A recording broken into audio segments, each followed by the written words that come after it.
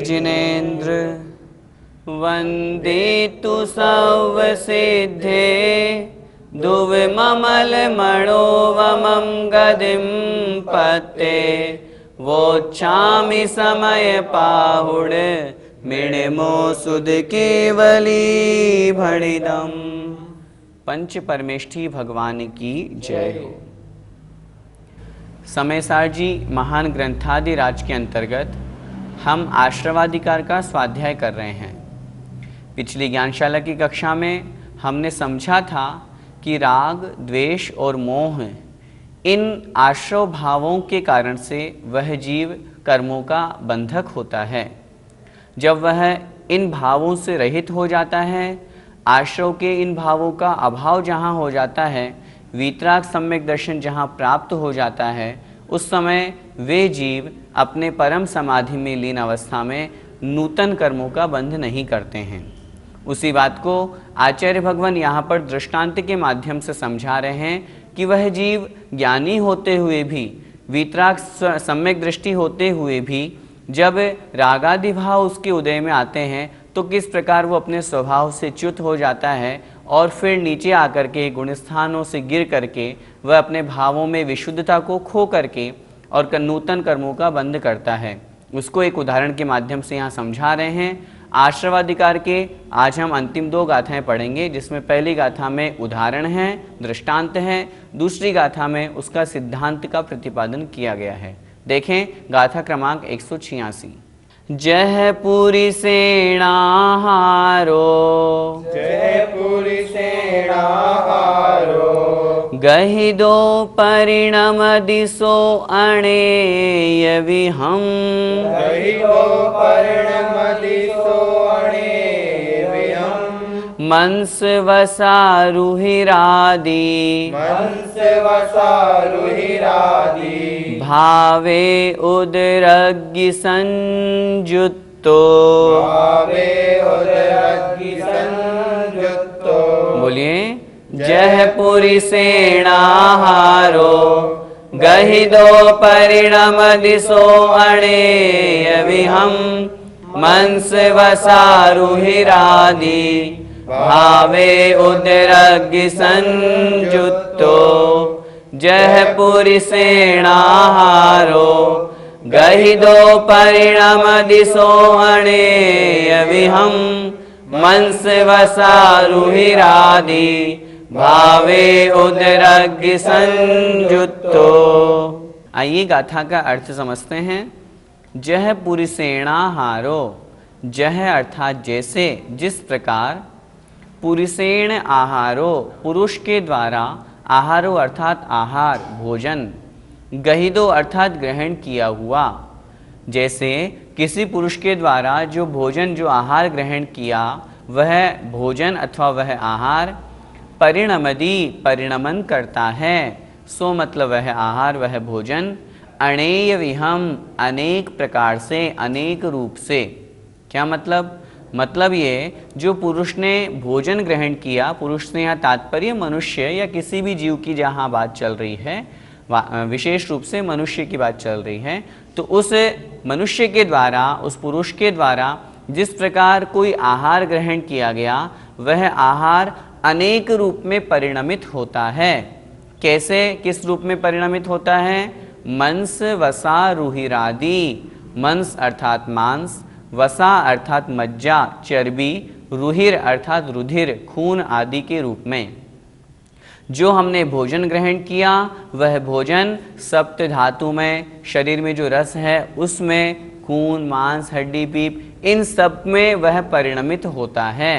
भावे मतलब भाव में अर्थात रूप में, उदरग्नि संयुक्तो, किसके संयोग से?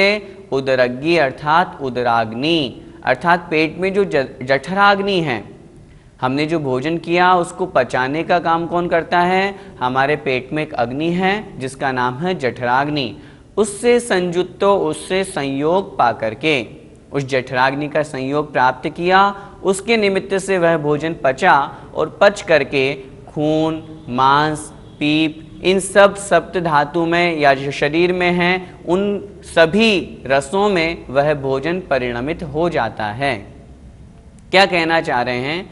यहाँ पे आचार्य महाराज ये उदाहरण समझा रहे हैं कि जिस प्रकार किसी व्यक्ति ने भोजन किया, भोजन ग्रहण करने के पश्चात जो हमने भोजन ग्रहण किया वह उदराग्नि, पेट में जो अग्नि है जठराग्नि, उसका संयोग प्राप्त करके वह भोजन अनेक रूप में परिणमित होता है। शरीर में हमारा शरीर है, पुद्गल है, ये कैसा है? इसमें मांस भी है, खून भी है, नसें भी हैं, हड्डियां भी हैं, चर्बी भी है, रजवीर्य रूप भी है। इस प्रकार सप्त धातुएं भरी हुई है। जो भोजन ग्रहण किया वह भोजन इन सप्त धातु में परिणमित हो जाता है। उसी प्रकार जो अगली चर्चा है वो हम अगली गाथा में करेंगे सिद्धांत की अपेक्षा से। आइए एक बार फिर से गाथा का अर्थ समझते हैं। जह अर्थात जैसे, पुरुषेण किसी पुरुष के द्वारा, गहिदो आहारो ग्रहण किया हुआ आहार, अणेय विहम मंस वसा रुधिर आदि अनेक प्रकार रूप में, मांस, वसा अर्थात चर्बी, मज्जा, रुधिर खून आदि से तात्पर्य रजवीर्य आदि अनेक प्रकार के जो शरीर में परिणमन होते हैं, उस आहार के द्वारा उस रूप में वह आहार परिणमित होता है। कैसे? उदरग्नि संयुक्तो अर्थात पेट की अग्नि अर्थात जठराग्नि का संयोग प्राप्त करके। उस जठराग्नि का अग्नि प्रदीप्त होने पर वह भोजन को पचाती है और अलग अलग रूप में जिसका जितना आयु, जिसकी जितनी शरीर की अवगाहना, उस अनुसार वह जो आहार है, वह जो भोजन है, उन रूपों में परिणमित होता है। आइए गाथा का भावार्थ देखते हैं। जैसे पुरुष के द्वारा ग्रहण किया हुआ आहार जठराग्नि का संयोग पाकर वह मांस, मज्जा, रुधिर आदि के रूप में अनेक रूप में परिणमन करता है। ये हमने गाथा का दृष्टांत के रूप में अर्थ समझा। इस गाथा का हम पद्यानुवाद पढ़ते हैं। जैसा यहाँ उदर के अनिलानुसार, औ क्षेत्र आयु निज काय बलानुसार, खाया हुआ अशन मांस वसादिकों में, कालानुसार ढलता तन धातुओं में। अभी हमने यह भोजन का दृष्टांत पढ़ा। अब इससे आचार्य भगवान दृष्टांत की ओर आगे बढ़ रहे हैं। उसी प्रकार वह जो जीव है जब अपने आत्म समाधि से च्युत होता है, छूट जाता है, राग द्वेष आदि का वह निमित्त प्राप्त करता है, तो पुनः नवीन कर्मों का बंध प्रारंभ कर देता है। यही बात आचार्य महाराज अगली गाथा में कह रहे हैं। देखें। तहणाणि सदुपौवम् जे बद्धा पच्चया बहुवियप्पम्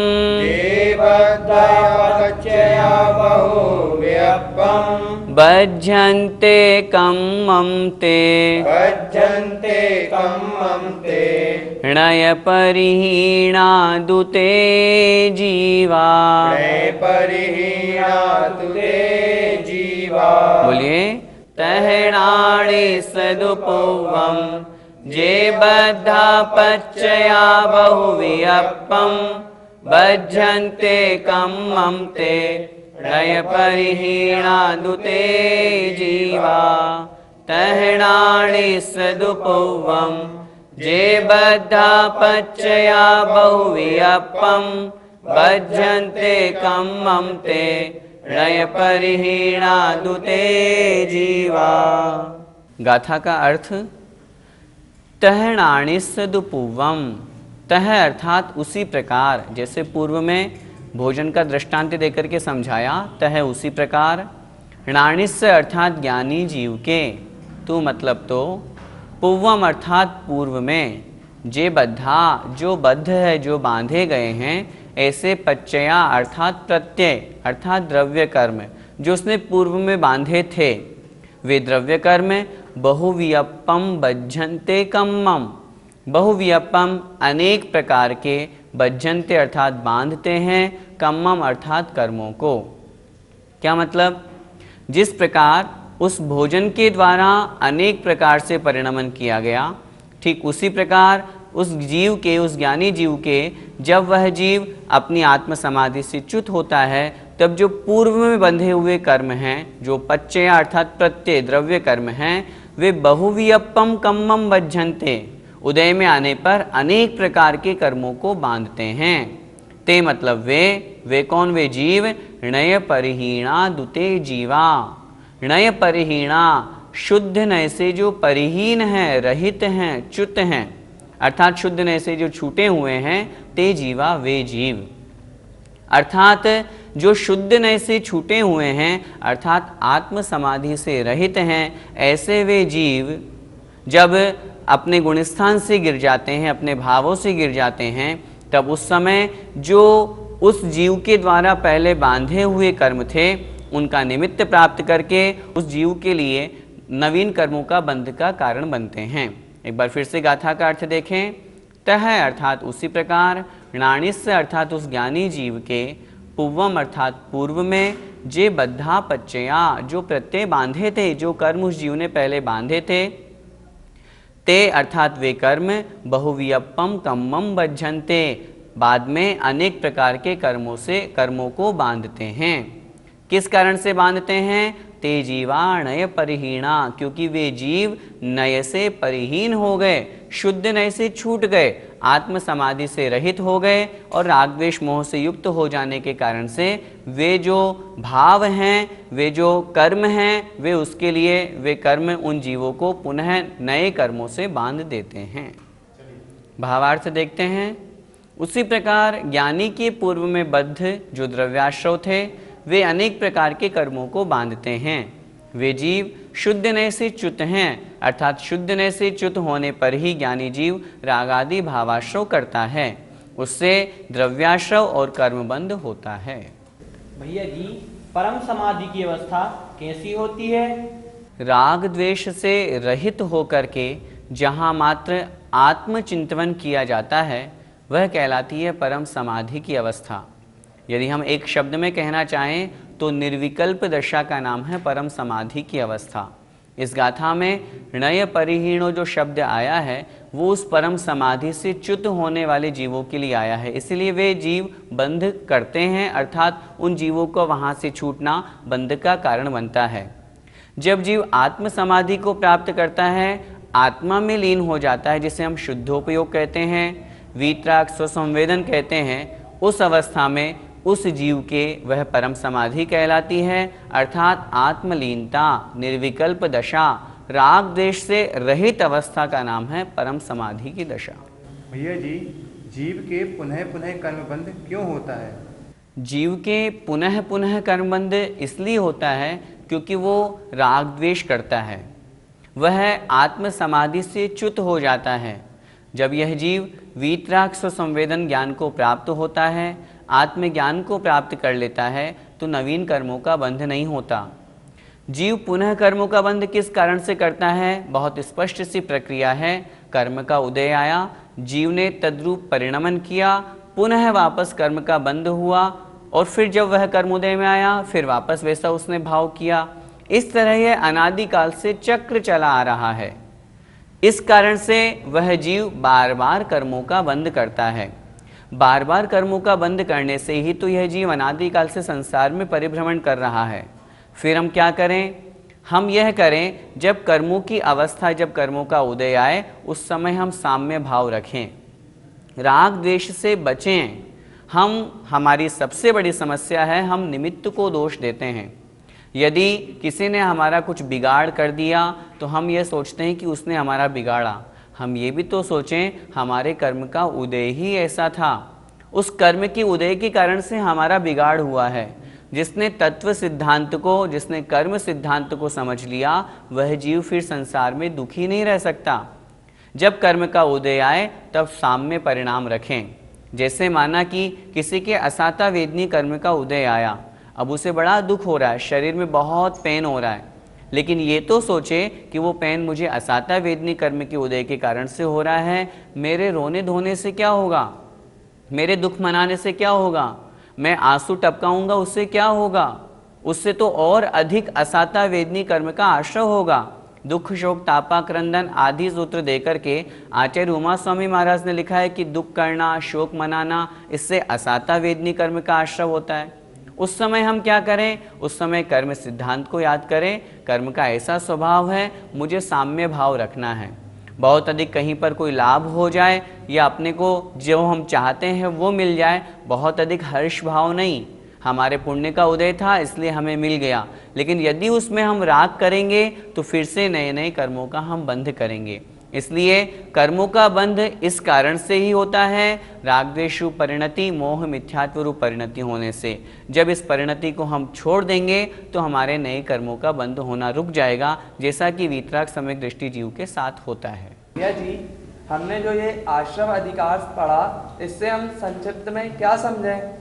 आश्रवाधिकार में यहाँ पर जो चर्चा की गई वो वीतराग सम्यक दृष्टि की अपेक्षा से मुख्यतया की गई कि वह जीव नूतन नवीन कर्मों का आश्रव नहीं करता है। कारण बताया, राग द्वेष मोह का त्याग। हम क्या करें? हम बहुत अच्छी तरह से इस अधिकार को समझें, अपने लक्ष्य को प्राप्त करने का प्रयास करें। लक्ष्य बनाएं, हमें शुद्धोपयोग को प्राप्त होना है, हमें भी एक दिन वीतराग सम्यक दर्शन को प्राप्त करना है। उसके लिए क्या करें? सबसे पहला हम कदम बढ़ाएं भेद विज्ञान की तरफ। यदि हम भेद विज्ञान को प्राप्त हो जाएंगे तो संसार के दुख ही समाप्त हो जाएंगे। भेद विज्ञान का तात्पर्य क्या है? शरीर अलग, आत्मा अलग। इस तरह का जब जीव को ज्ञान हो जाता है तो फिर वो अन्य को दोष देना छोड़ देता है। उदाहरण से हम समझें, यदि किसी व्यक्ति को कोई रोग हुआ है, शरीर में कोई रोग हो गया, कोई बीमारी हो गई, अब वह बीमारी उसकी ठीक नहीं हो रही है, यदि वह जीव भेद विज्ञानी है तो वह दुख नहीं मनाएगा, वह शरीर को लेकर के बैठा नहीं रहेगा। वो तो ये सोचेगा मेरे असाता का उदय है, शरीर अपना कार्य कर रहा है, मुझे अपना कार्य करना है। उन दोनों अवस्थाओं में वह साम्य भाव को धारण करे, समता भाव को धारण करें। आचार्य श्री का हिंदी पद्यानुवाद देखते हैं।